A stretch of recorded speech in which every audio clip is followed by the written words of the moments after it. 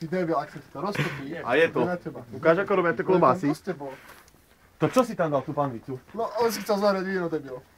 Ale jasné, klinček nemáme, ja spravíme varené. Veď to je varené, ty debil. To je varené. Tak ho tam daj, do pahreby. Do pahreby ho daj. Máme takého ohňa? Do pahreby. Tu si ho daj tam. Si zapal. Áno, do pahreby to daj, občernie to celé. Ale mi to tam daj hrubšie. Aj tá ručka sa ti roztopí. Neroztopí sa tá ručka.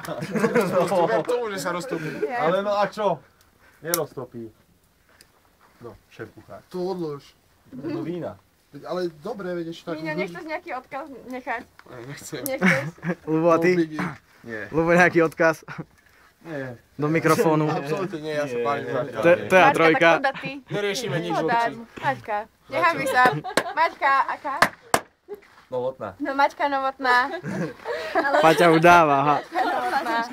Pozri sa, Paťa dáva. Šťastný nový rok spolu zúčastnili. Tak Paťuška nepokračuje. Premiešaj ho. Tak vám ďakujeme. Čaute. Premiešaj ho. No, ale ešte ho daj, si tu poci. Ale to dosť dymí z ňou. No tak ho do Ale to pahreby, len para, ty teraz debil. ho vylej do pahreby, aby boli potom tie klobásy také vínové. Si ponco, vieš, ponco si robia si. To je moje víno.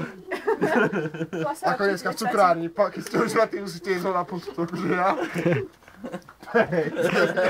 Automaticky, vieš, zvyknutý, čo mu hovoria všade hovoria, tak poď automaticky začal ja. Veď som len teraz prišiel. A mal som koláč. Nemal si koláč? Nie. Rumový s rumom. Mal som. Čo si mal? Mal si tu onu? Tú pičovinu. Čo mi to cukrárni? Prosím vás, dajte mi vodku.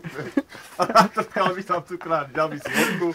Majú v cukrárni vodku, zaj? Nemajú. Nemajú? Ale počkaj, u Vitmane majú, čak, ponco. Ja neviem. Tam predávajú alkohol.